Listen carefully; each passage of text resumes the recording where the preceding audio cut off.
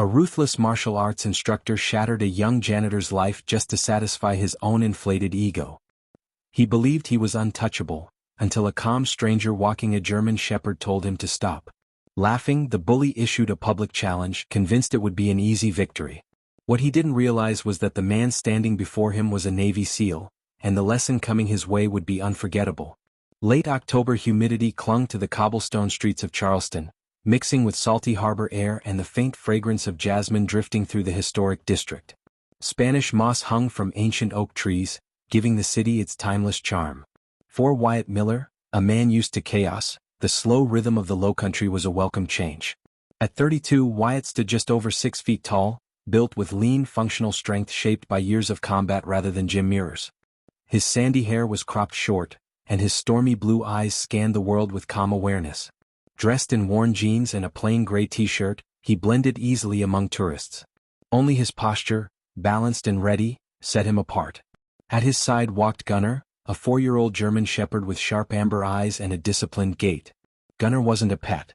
He was a military working dog, trained, tested, and trusted with lives.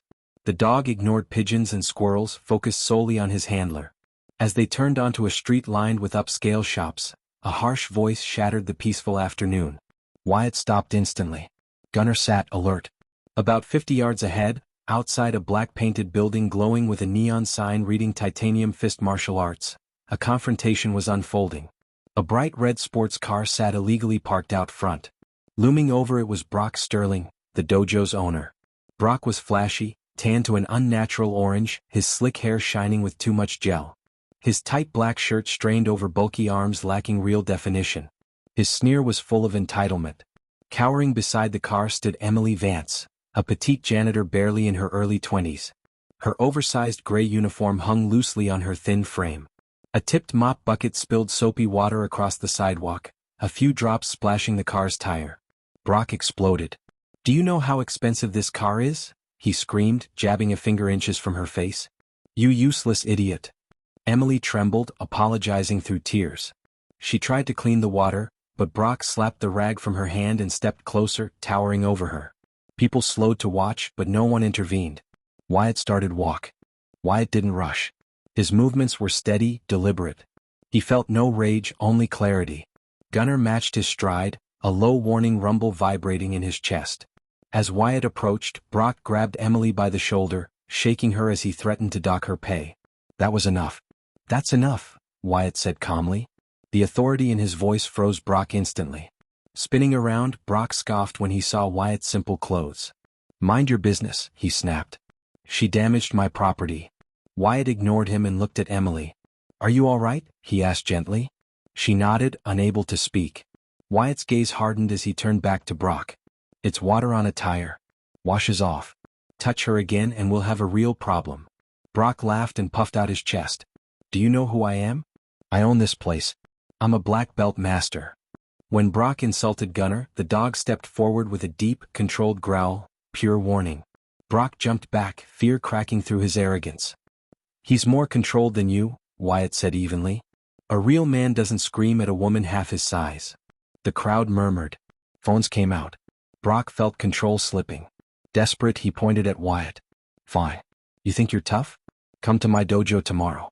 Fight me, man to man. No dog." Wyatt studied him, then glanced at Emily, still shaking. Walking away would only make things worse for her. "I'll be there," Wyatt said. Later that evening, Wyatt found Emily crying at a bus stop. A cardboard box of belongings sat beside her. Brock had complained to management. She was fired. Through tears, Emily explained her mother's heart condition and how the job paid for medication.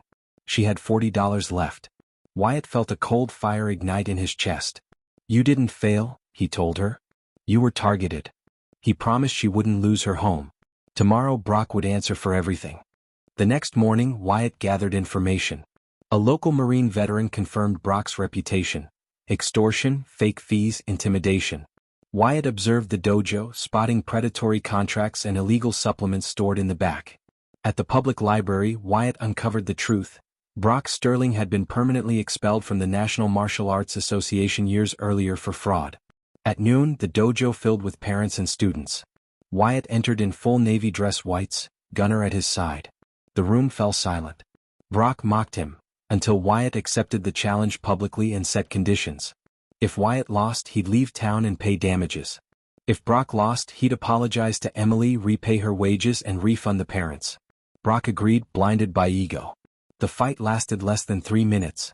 Brock attacked wildly. Wyatt waited, analyzed, then moved. One clean entry.